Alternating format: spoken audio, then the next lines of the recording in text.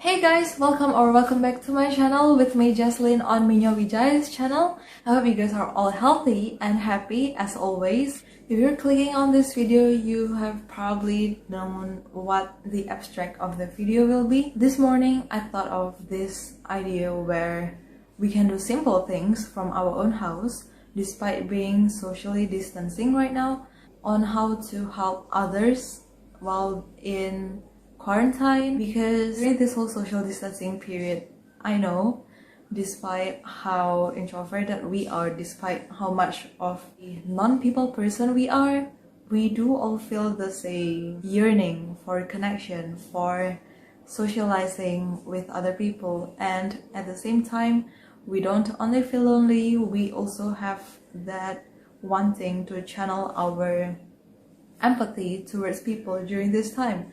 But it's just that probably we think, what can I do now that I'm at home, now that I'm in my own space, not being able to go here and there to visit people.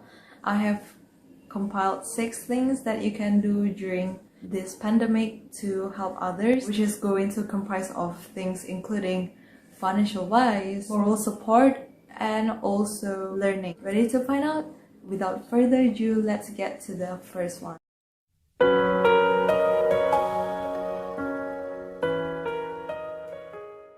So the first thing that you can do is to help people financially. If you're watching my video currently, I can say that you are considered a privileged and fortunate human. You have access to technology, you have an electronic gadget, you have access to internet connection. This social distancing period is affecting people differently. Some people are working from home and studying from home. It is not okay, of course, because you're not meeting people, you're not going out, you're in your own space. But then, if you look at it on a bigger picture, we are getting by quite fine. We are quite okay. For some other people, they are cut off from their source of income. They might have a family to have to support. They have their daily needs to purchase every single day, and probably they need some things like masks during this period, but then they do not have much. And that is where our privilege now can be channeled to help people. In where I live currently, lots of people are creating initiatives, movements to raise funds to, buy things like rice, sugar, oil, or things like masks to distribute to people who need them. If you happen to know of that kind of movements and you want to help people during this pandemic, you can help by donating some of your money. It's just a little for us probably, but it's going to help them tremendously. And probably if you don't find initiatives like that around you, you can create your own. Say you are a person who is really good at cooking, you can cook some really healthful and wholesome meals and you can share it to people around you. Some restaurants around my place are supporting this kind of movement now. If you are buying, say, a few boxes of rice box sets and you're using that to share to people, the restaurant will give you a certain discount to support that movement. Those are some ideas on how you can help people and reach out to the ones who need more than us now.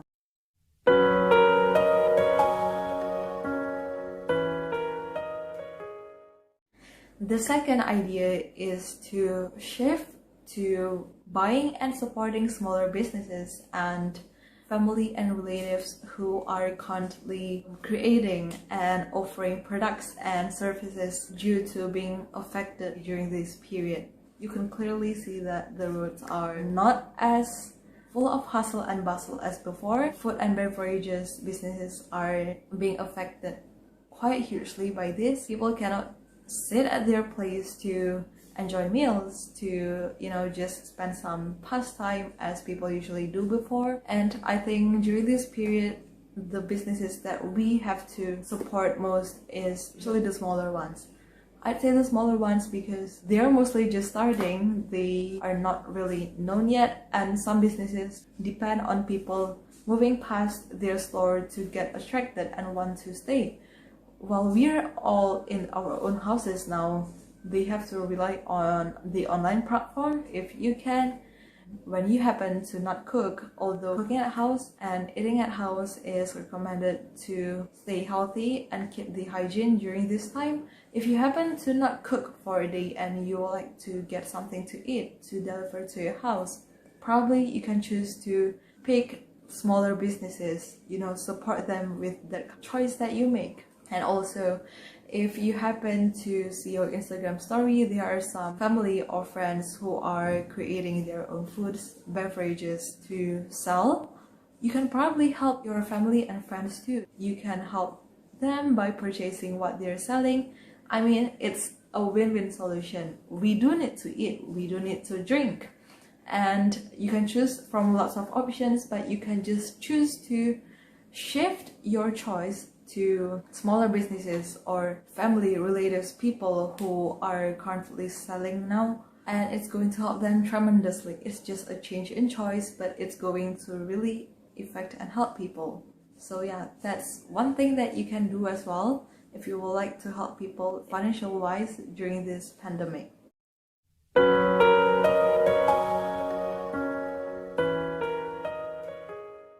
The third is something which is not related to economy or finance or money, but is quite impactful, I would say, and it's really fun as well, and it only needs our own potential, which is already inside of us. I mean, as human beings, we all have the capability to create. We have our own talent, our own strength, our own knowledge, and our own concern. Some people are really good at speaking. Some people are really good at creating pieces of writing that can uplift people. Some people are so funny that every video content they create will make people smile or laugh or inject hope to people. Some people's illustrations are crazily cool, and it's just those simple things that you can create now in this moment. Make use of the online platform to make a media of learning to people. Say you are very concerned about the environment, you think that it will be beneficial for people to understand that, to learn that during this period. You can probably create live session so that people could watch and learn something, or you could create a podcast or create a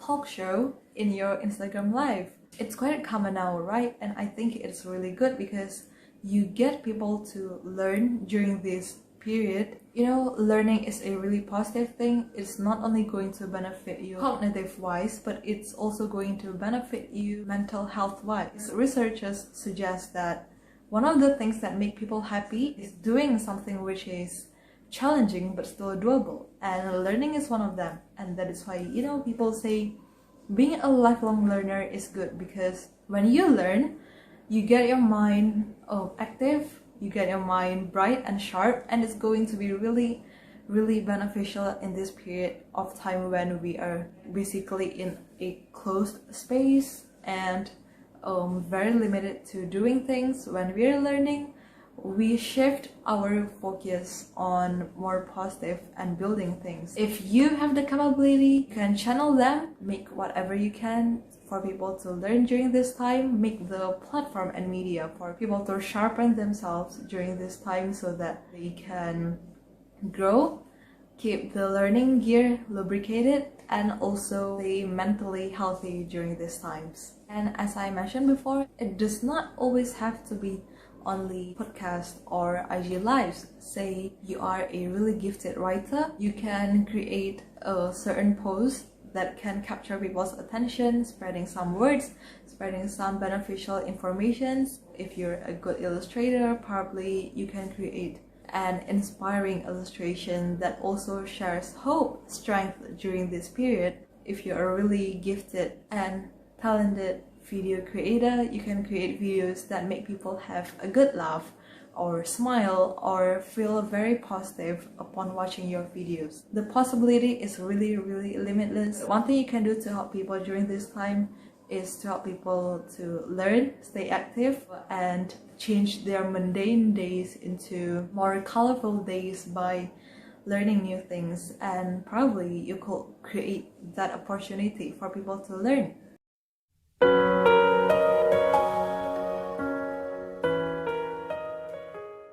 Fourth is sourcing from the awareness that whether online or offline, we have so much power through our words. No matter how short, no matter how long, no matter how loud or soft, our words have so much power to affect people in certain kind of ways. The vibe of our words is going to make people feel either better or worse, give people more hope, more strength, or otherwise.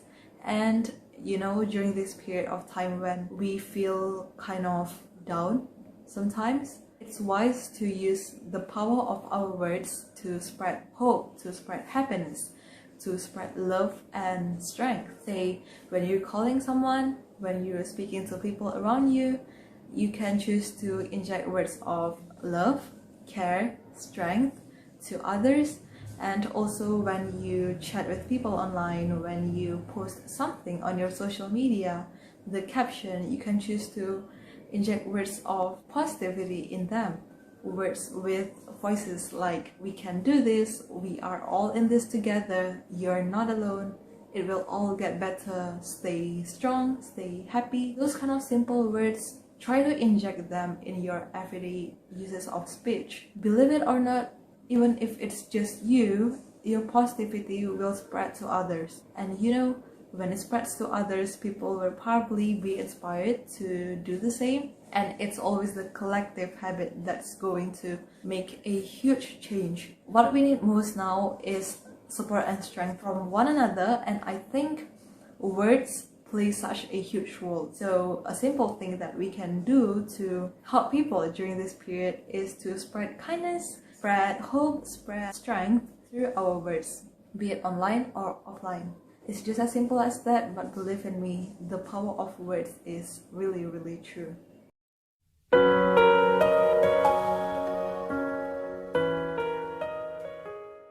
The fifth is reaching out to your family and friends. It might seem like the benefit on your side. I mean, you are lonely and that is why you try to contact them. But believe it or not, it's going to help them in a way that you miss them, they miss you as well. They miss the connection with you, the relationships with you, the communication with you. They just miss spending time with you. So take time every day to call your best friend, your faraway relatives, your group of friends. You can chat them, you can call them, you can make a video call. You can just ask the most simple things like, how has your day been?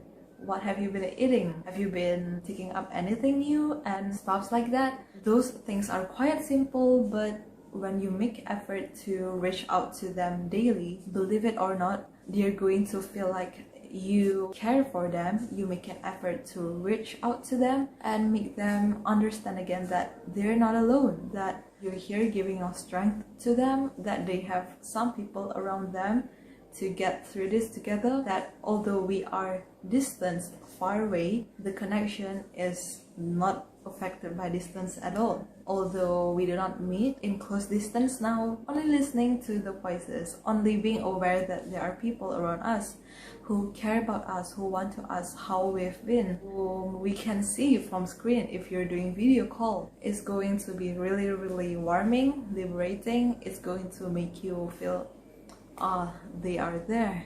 I'm not alone. You are reminding your beloved people that you are there for them. And that's going to really, really affect their mental health a lot. That is really simple, just probably half hour a day, but it's going to help not only ours, but also others' mental health and well-being so much.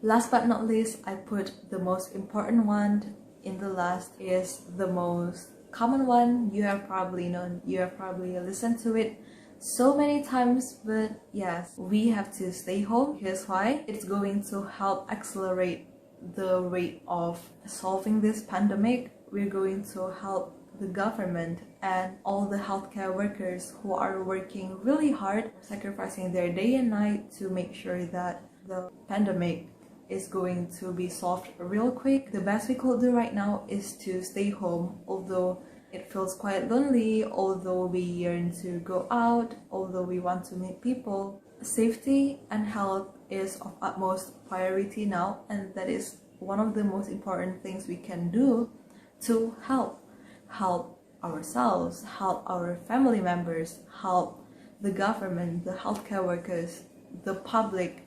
We are protecting people by choosing to stay home, to cooperate with this whole process of solving this problem that we are facing right now. It is not that hard to do, but sometimes it gets challenging. But please, for the good of the world, for the good of our society, of our nation, staying home is the choice right now. Believe in me, if we all do that, paired with living healthier, such as getting enough rest, now that we're at home, we're probably going to have more time to do that, drinking enough water, getting hydrated, eating more whole foods, a variety of vegetables and fruits, because plants can give you so much nutrients your body needs. Exercising daily, like half an hour each day to keep your fitness on track. Not necessarily the quarantine glow out, but just to help keep you fit and to keep your mental health and cognitive strength in check because you're exercising.